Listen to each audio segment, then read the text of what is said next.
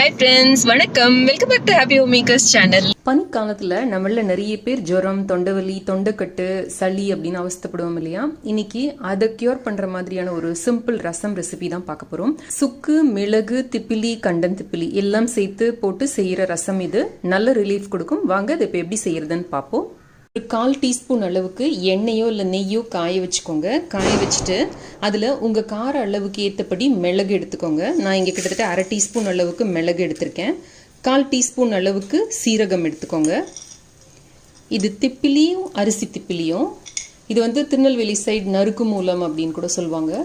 இது தொண்டைவலி, கோல்டு எல்லாத்துக்கும் ரொம்ப நல்லது.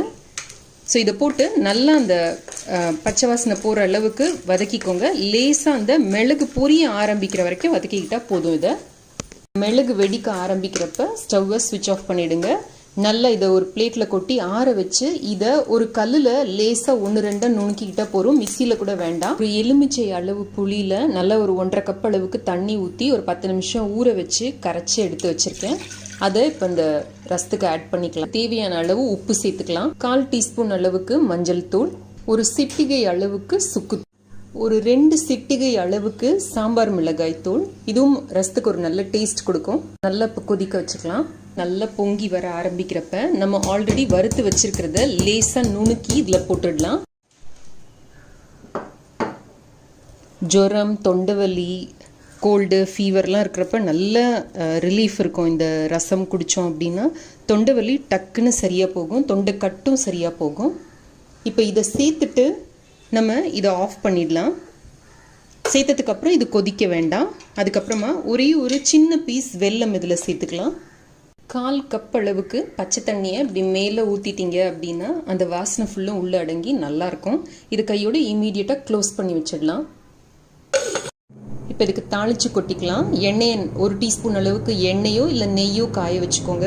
இதில் 1/4 டீஸ்பூன் அளவுக்கு கடுகு, ஒரு சிட்டிகை சீரகம், ஒரே ஒரு காஞ்ச மிளகாய் பிச்சு வச்சுருக்கேன், ஒரு ஆறுக்கு கருவேப்பிலை.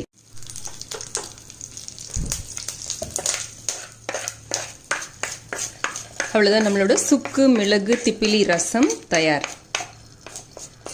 இதை ஒரு சூப் மாதிரி கூட கோல்டு, ஃபீவர் இருக்கிறப்ப குடிக்கலாம். வாய்க்கும் தொண்டைக்கும் நல்ல இதமாக இருக்கும்.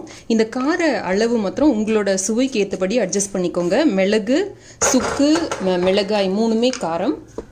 இந்த ரெசிபியை அவசியம் ட்ரை செய்து பாருங்கள். ட்ரை செய்து பார்த்து எனக்கு உங்களோட கமெண்ட்ஸையும் ஃபீட்பேக்கையும் கீழே இருக்கிற கமெண்ட் செக்ஷனில் எழுதி அனுப்புங்க. இந்த வீடியோ பிடிச்சிருந்ததுன்னா லைக் பண்ணுங்கள். நம்ம சேனலுக்கு சப்ஸ்கிரைப் பண்ணி ஹாப்பி ஹோம் மேக்கர் குடும்பத்தில் ஒரு அங்கத்தினராக சேர்ந்துருங்க.